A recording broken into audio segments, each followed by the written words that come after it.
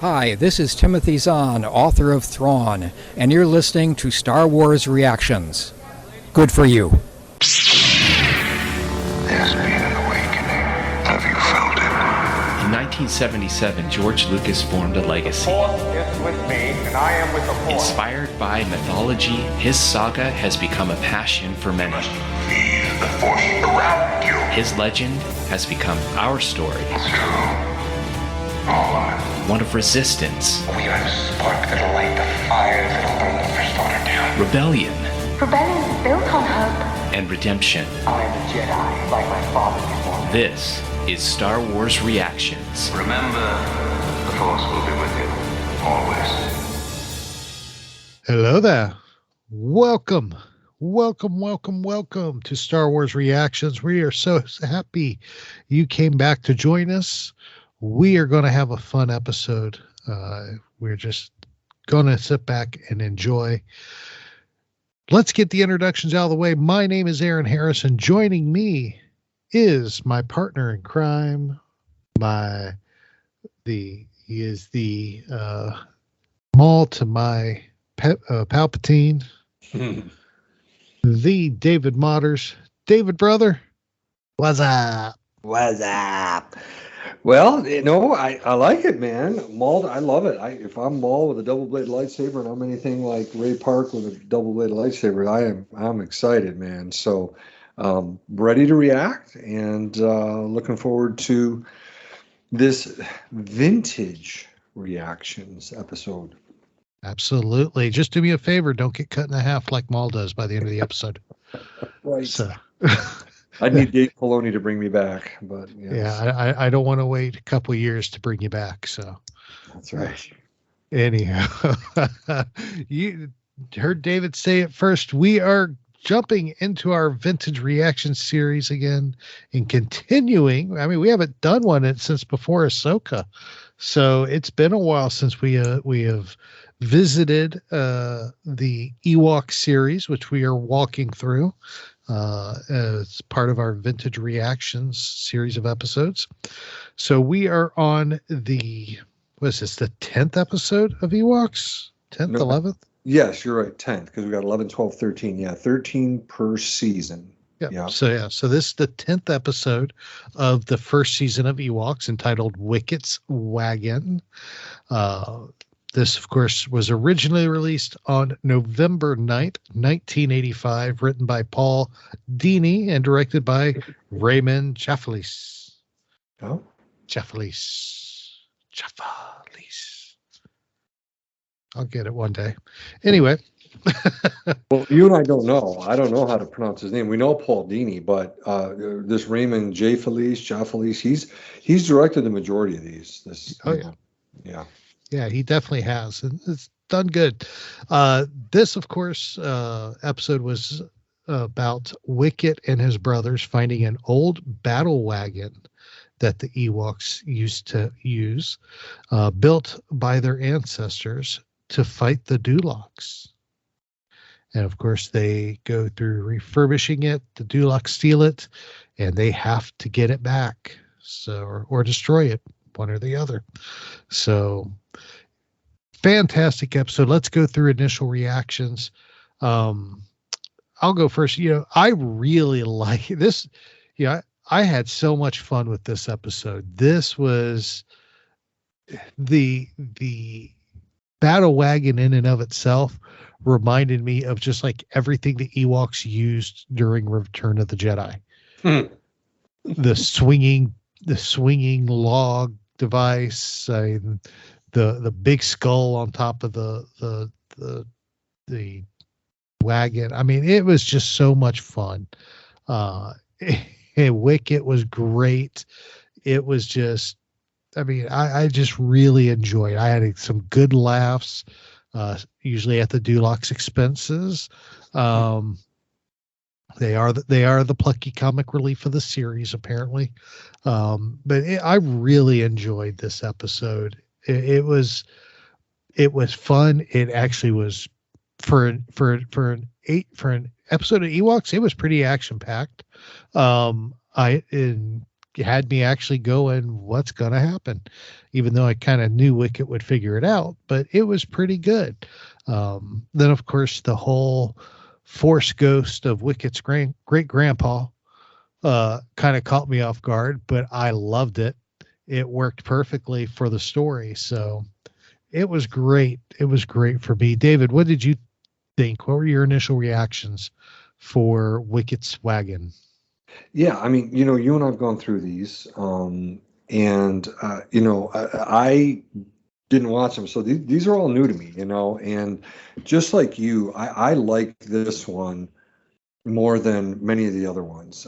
There's been a few that I've really, really liked, and I liked it for many of the reasons that you mentioned. I do love the Duloks as the baddies. They're not in every episode, but when they are, they're good, good foils for the Ewoks, and so they do provide kind of those action sequences, and they were pretty cool. Not only with Ewok, but with Milani and the little horse that they had, and getting on and off of this battle wagon, and it was really cool. But I think the other thing too that I really liked was that there was a real clear moral to this episode, and I guess really, I mentioned that there's another important moral, and we'll talk about that in our discussion points. But I like that. Is it really clear? And some of the other ones, it's kind of clear. But I think, buddy, if you're a young kid, you can really get the main, moral of this story, and we really do get it from Wicket's great grandfather. He says it really straightforward, and I like that. So yes, from action to, I love what you said, reminding us of Return of the Jedi, and there's a lot to like about this episode. Even though you and I are grown men, I'm like, yeah, I dig this. I enjoyed watching this episode. Oh yeah, it was fantastic. It was thoroughly enjoyable. And for those of you new to the show and haven't heard a vintage reaction before, I've never seen these series. And so we're literally watching these for the first time to record these episodes for you. And so we're experiencing this for the first time. So let's jump into this. So we find out pretty early in the episode that there is more history between the Ewoks and the Duloks than we knew before. We find out that there was a war between the Duloks and the Ewoks, in which the Duloks attempted to invade the forest and move into the forest, and was actually being pretty successful at that until the great grandfather of Wicket built a quote unquote war wagon and battle wagon, and used it to defeat the Duloks and run them back into the swamp where they come from. And I thought that was quite interesting because, we've had the Duloks coming in and out of pretty much every episode of Ewoks. And they have been, of course, the villain per se of the series. But to get this type of background going, this goes back a couple generations now, not just something that Wicket and the current generations dealing with. These go back many generations that the Duloks and the Ewoks have had this animosity. And I thought that was a pretty interesting tidbit of information, David. What did you think about the war between the Duloks and the Ewoks and the background we got? Yeah, I mean, again, I think for you and me, or if you were a parent back in the 80s, 85 and 86 watching this, you could have a little bit of fun with this. We always talked about Looney Tunes cartoons having the adult jokes. I mean, I remember watching all the Looney Tunes cartoons and laughing at all the fun stuff. And now as an adult, as I've looked back and watched them, I'm like, oh, that's what my parents were laughing at. I've picked up on all the adult jokes now, which are funny. They're good. And here, as kids watching this, I don't know if you're going to get that, but Paul Dini has been writing previous episodes, and so here he is as a writer adding a few layers in. And as parents, if you sat down and said, you know what, I'll watch these with my kids. Maybe they're big Star Wars fans, and they were older than I were at the time, and said, yeah, well, let's have our kids watch it. And here's Paul Dini giving you a little bit of background, on Duloks and Ewoks. Again, nothing deep, nothing extensive, but giving just little layers of background on why there is, these issues between Duloks and Ewoks. So I thought it was a nice little touch by Paul Dini. Oh, well said. It was definitely some nice background. And I love what you said about Paul Dini. He has done a fantastic job writing this episode and giving us that story. But of course, in the history of the story, we also find out about Wicket's grandfather. And it was Ephraim, right? Ephraim, right? Ephraim. Very much like Ezra Bridger's dad, Ephraim Bridger. Ephraim Bridger, and Ephraim Warwick, Yep. The great grandfather of Wicket, who of course led the charge in defeating the Duloks all those years ago. And of course, once Wicket hears this story, which it's the first time he's heard about his great grandfather and the war with the Duloks, he decides that this war wagon that they stumbled upon while just trying to get out of the rain needs to be kind of fixed up. It's been lost to time, so let's fix it up, clean it up, and make it work again, because you never know when they'll need it. And I thought that was very interesting, because this is where you start getting into the moral of the story. All these 80 cartoons had a moral to the story. What lesson are you teaching?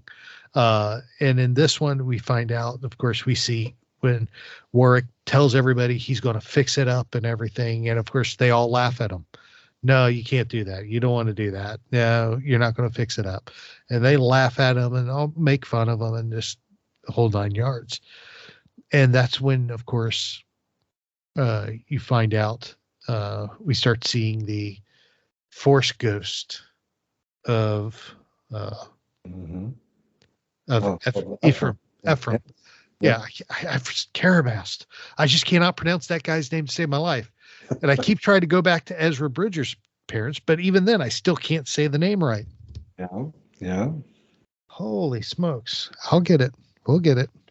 Yeah. Anywho, Ephraim. Yeah. Ephraim. We see the Force Ghost of Ephraim. Essentially is what it is. What I'm calling it is a Force Ghost. We don't know for sure, but it definitely is the spirit of Ephraim who shows up and counsels Wicket. And this ghost is who gives us our moral of the story. It is, which was, don't let people making fun of you stop you from your goals. I mean, keep pushing forward. Sticking with your goal is more important than people questioning you or laughing at you, not helping you, making fun of you. It is, and they use his great grandfather to teach Wicket that moral. And I loved how they did that. David, what are your thoughts on Ephraim Warwick and, of course, the moral of this week's story? Yeah, this is, again, like I mentioned in my kind of like initial reactions, I love this. It's incredibly straightforward. You have this Force Ghost. I love how you said it. Here we are right after, the trilogy, in 77, 80, and 83. And here the animators and storytellers are in essence using a Force Ghost to help someone along the way, like Obi-Wan helps, Luke. And we recently saw Qui-Gon, in Obi-Wan last summer. Not this summer, but summer of 2022. And so I loved it. And you hear him just say the moral, sticking with it, no matter what. And, as, I watched it and you and I, of course, write notes within Google Docs, and we just add stuff in. I put a little sentence in here about how it really got me thinking about Noah, this story we've heard and his goal of building the ark. And from our understanding, people thought he was, weird, crazy nuts for doing it. They questioned him, laughed at him, didn't help. Just like even when Wicket's trying to work on this, he doesn't even have help from the Ewoks to do this. And so I don't know. It really got me thinking about that, but also, it got me thinking about another important moral of the story is remembering history. Because like when you mentioned, my thoughts on this Force Ghost, and here's his great grandfather. There's something to say about remembering what our parents say and our grandparents and our great grandparents. And for this case, it's family history for Wicket, him remembering it, and also really tribal history for the Ewoks. So it's good on an individual level as well as a group level to remember, this history.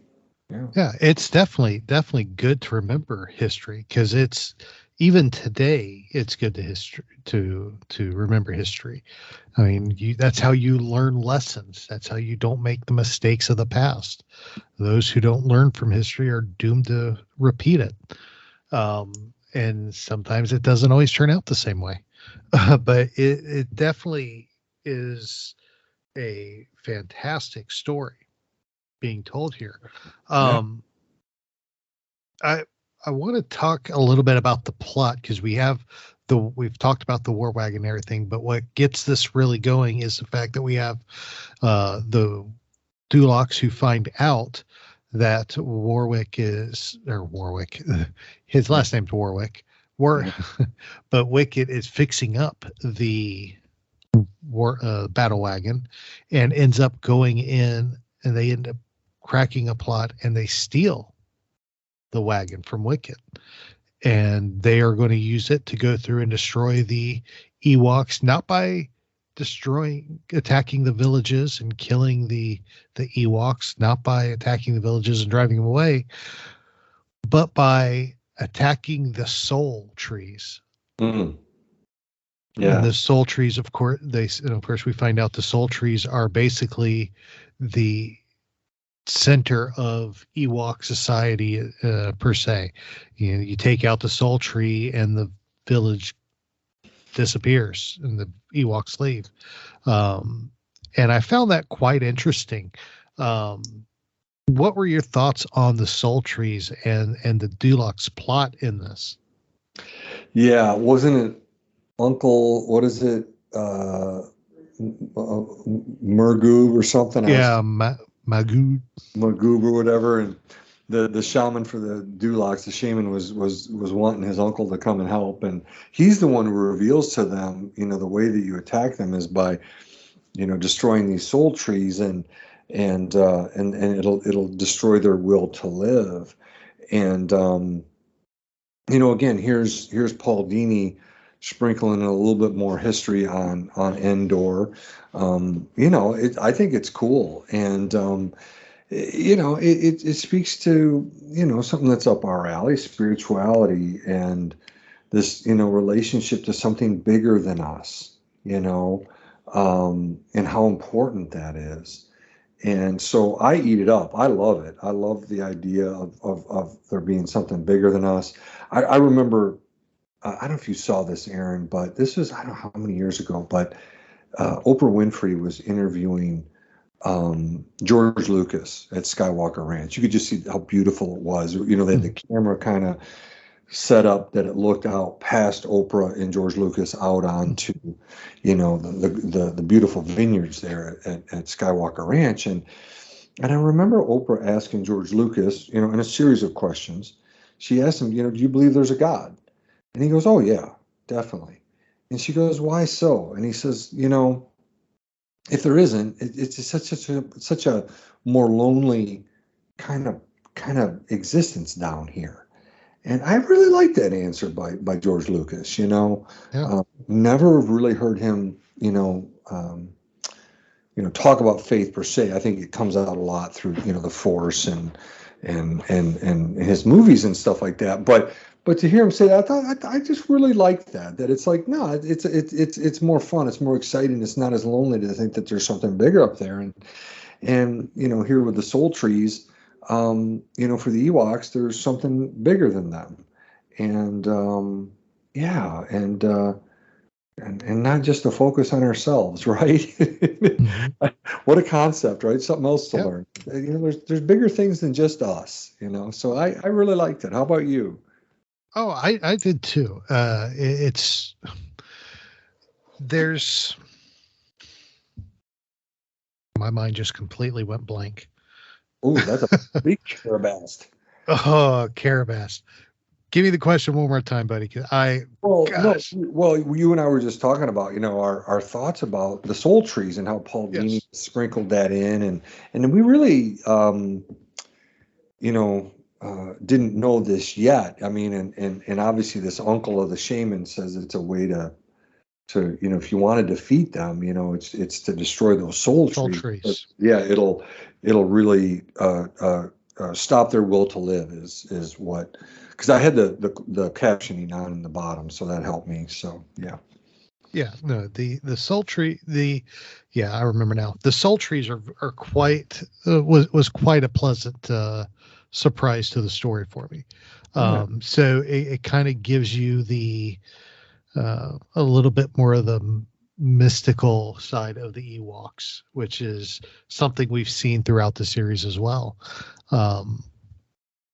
And I think, I love that they're willing to. We see, of course, the word get back to the village, and of course, everybody's out there to defend the soul trees, and it ends up being quite an impactful battle at that point, because the ram is just kind of going through everything. It goes through their barricades, and it's running all over the place. It's running rampant throughout the wagon, throughout the forest, trying to get to the soul trees and taking out the Ewoks. And of course, it's loaded down with Duloks throwing spears, and of course, the Ewoks are having to hide and avoid the spears and everything. And I love it I love the fact that we have, what's her? I just blanked on her name. Milani. Milani. Yeah, we don't see her like she got a really big role in this, more than Latara or Nisa. Yeah. Yeah, that's why I wanted to bring her up, because I keep wanting to say Melania, and I know that's not right. Milani. Milani. Milani. Milani. I'm sitting there looking at the name, and it keeps coming out wrong. Milani plays a big role, and we never really see much of her in the previous episodes, but she jumps on her mini bull. Yeah. There's no other way to describe it. It's like a micro bull, like you would see some of the mini horses running around. This was a mini bull, and she rides it up behind the ram and gets on and is able to free Wicket, who of course was captured by the Duloks earlier in the episode. And she, in her attempt to free Wicket, she almost gets captured herself, but Wicket ends up escaping the cage, saving her. And of course, together they end up ridding the ram of the Duloks, and he ends up destroying it. I keep calling it a ram, but it's a battle wagon. Mm-hmm. So he ends up pulling the main pin out of the battle wagon, which causes the whole thing to just collapse and fall apart. Which, I'm sorry, to me, that was just a little funny. One little piece, you pull one little, it's like Jenga. You pull one piece, the whole tower falls. That's right. It was the early version of Jenga right there. It was. And I got a real kick out of that. But of course, oh my gosh, not Melania. David. Milani. Carabast. That's why I'm here. Oh, Lord, help me tonight. Anywho, Milani and Wicket end up escaping. And of course, that's when everybody kind of apologizes to Wicket, and a little while later they've presented him with a newly rebuilt battle wagon, and of course you see he's hearing all the praise from everybody, and everybody's thanking him, and all of a sudden you see the little hand on his shoulder, and it's the ghost of his great grandfather from again, and it's a real heartwarming scene. Yeah. Yes. So let's get your thoughts, my friend. What were your thoughts on the battle itself when the battle wagon is attacking the Ewoks, and of course,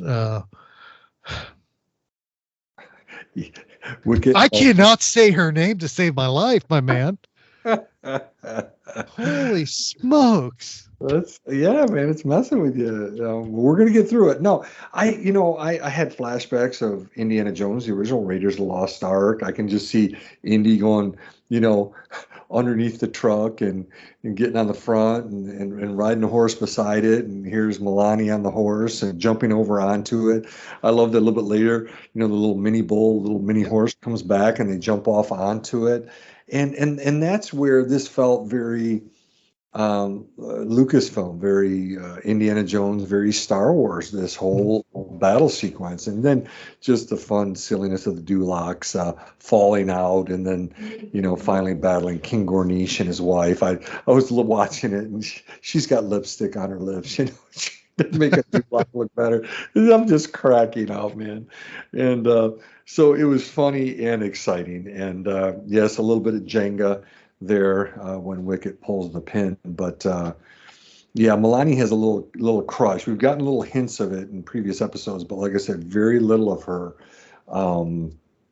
But kind of the two smallest Ewoks, perhaps the two youngest Ewoks, are the heroes of this. But the whole sequence was really good. It's better than a lot of the stuff in the other episodes we've seen so far.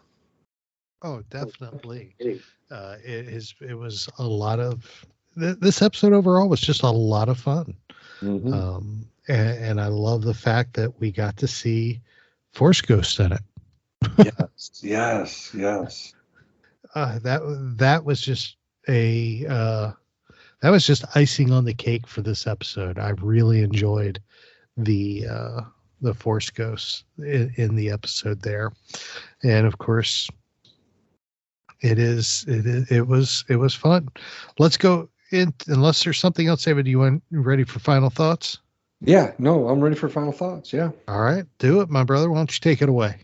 Yeah, well, I think it's important to just reiterate that as a children's show, and you said it, buddy, and we've said it in previous vintage reactions here, that these 80s cartoons really look to tell a moral. And in some of these, I feel like the moral is clearer than others. Here, it was really straightforward with Ephraim, Warwick, Wicket's great grandfather, just saying, "Hey, stick to things even when it gets tough. Finish it through, follow it through. That's important in homework.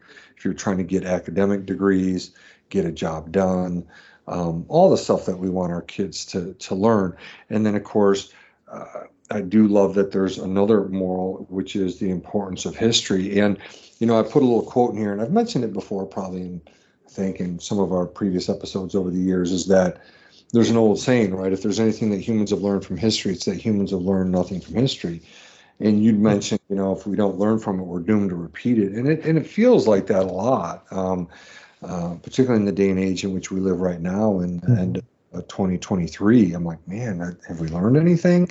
And, here in this episode from November of 1985, here's Paul Dini saying, hey, let's not only have a stick-to-itiveness, but let's be respectful and remember our history on an individual level and a kind of a tribal or a community or even country level. So I really, really liked that there was, kind of two main morals, and I think kids could really get them, in particular the first one, to have a stick-to-itiveness. So really, really like that. Very good. Very good. It was like I've said throughout the episode, this was a fun episode. There was a lot of action. There was a lot of storytelling. And there was a plain, clear-cut moral to the story. And I really love it when 80s cartoons do that. That's something I think that today's cartoons lack, is every episode has a moral to the story. Today's cartoons, they tell great stories, and you can learn stuff from it, but they tend to be a more of an overall story arc. You have to watch the whole thing to get a single lesson, where these episodes in the 80s, they were a lesson every episode. If they weren't teaching you something every episode, they were failing. Right. But this was just a fantastic. I loved the background we got on the Ewoks and the Duloks. I loved I still will always love this Force Ghost from Warwick. It was just a pleasant surprise. Something I honestly did not expect to see. So it makes me wonder how force sensitive the Ewoks truly are. Maybe that's something we'll see in the future, a Ewok Jedi. Hey. They're in nature. They're, through all living things. Yeah. Yeah, why not? We got a Wookiee Jedi. Why not get us an Ewok Jedi? I think that would be the perfect character for that new Rey Skywalker series they're talking about, or movie they're going to do. They could even get Warwick Davis's kid to play it. Oh, I know. That would be perfect. Yeah. Especially after he made his appearance in Rise of Skywalker. I mean, that would be perfect.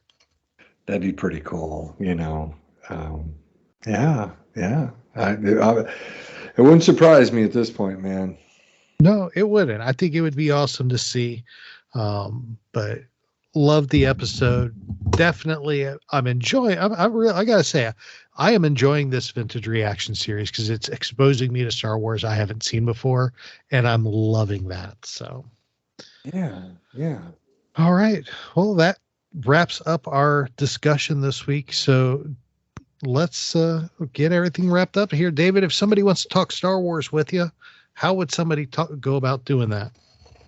Yeah. Let's see. We've got the main way is through Twitter X, and that is David @David_Modders, MODDERS.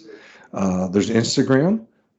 Just look up my name right there. And then I pulled it up right now to make sure I don't mess it up. I'm on Blue Sky, and that is davidmodders.bsky.social. So there's 3 places to get me. Of course, they can always email the show, and it goes to you, but it can be to you or me, the emails. So yeah, all those places. Very good. Very good. And of course, if you do want to talk to me, the best place to do that is X, formerly known as Twitter, TA Harris 121079. Back online, and I've been having fun hearing from people, talking to people, seeing what people are up to again after taking the month of November off. So it's been good to be back, catching up with everybody again. Of course, you can reach out to the show anytime, anywhere, any moment of any day.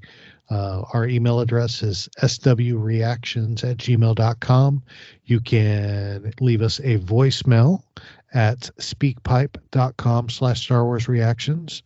Of course, all of our social media is right there as well. You have X, formerly known as Twitter, and Facebook at SW Reactions Pod.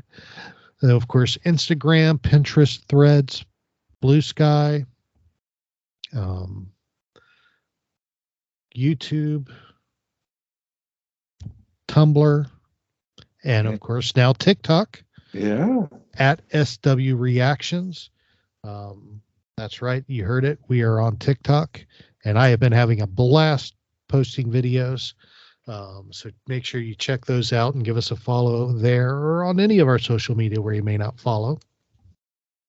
But give us a like, get us a share, get us out there, and share us with your friends. We are here for everybody. So, well, David.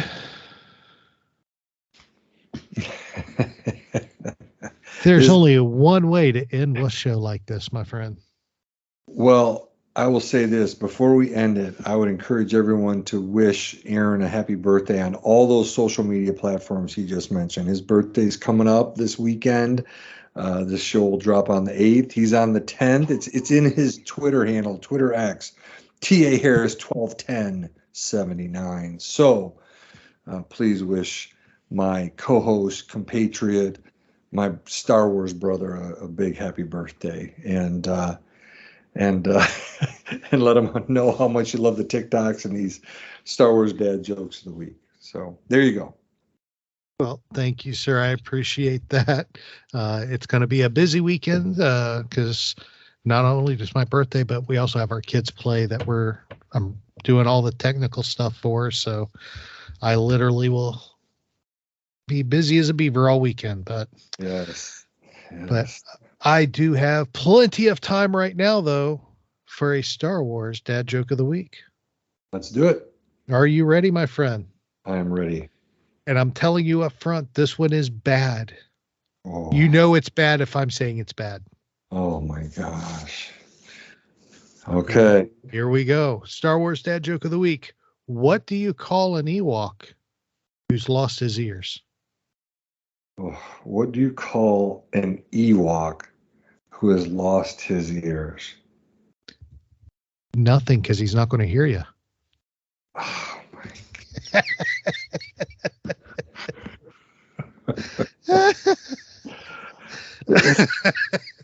What? Oh my gosh. Oh. Told you it was bad. It is bad. That is bad. That was a bad one. But hey, it's there. Let me know what you think. David, my friend, I have had a blast as always. Oh, me too, buddy. So good to record with you. Excellent. Just so you know, let y'all know we are doing next week's episode as well. It will be our end of the year state of the show 2023 episode, where we will be basically recapping everything that's happened over the last 12 months and what we're looking forward to over the next 12 months. It's going to be great. So tune in for that because that will be our final show of 2023. We will be taking the holidays off to spend with our families, and we will be coming back in January 2024, kicking it off with a bang. So you don't want to miss it. So yeah, tune in. That's right. And of course, make sure you are checking out social media, especially the TikTok and Instagram and Facebook reels, because we're posting every day the Lego Advent calendar this year. So check those out. Those are fun to do. So they're available. So yeah, that's all the housekeeping stuff. David, it's been a blast. Absolutely, buddy. Absolutely. Thank you, everybody, for listening in. Y'all are the best. We love y'all. We're praying for y'all. Take care of somebody this holiday season. Just do something nice for somebody and make them smile. It can be a stressful time of year for everybody, but just one kind act can make all the difference in the world. So remember, this is your place for elegant discussion for a more civilized age. If you'd like to share your thoughts, you can email us at show@starwarsreactions.com for our show notes and the latest news from the Star Wars universe. Visit our website at www.starwarsreactions.com. You can also follow us on Twitter at SWReactionsPod or on Facebook at Star Wars Reactions. If you enjoy our show, please leave a review on iTunes. This podcast is not endorsed by the Walt Disney Company or by Lucasfilm Limited. It's intended for entertainment and informational purposes only. The official Star Wars website can be found at www.starwars.com. Star Wars, All names, sounds, and any other Star Wars related items are registered trademarks and or copyrights of Disney and their respective trademark and copyright holders. All original content of this podcast is the intellectual property of Star Wars Reactions unless otherwise indicated. Star Wars Reactions, elegant discussion for a more civilized age.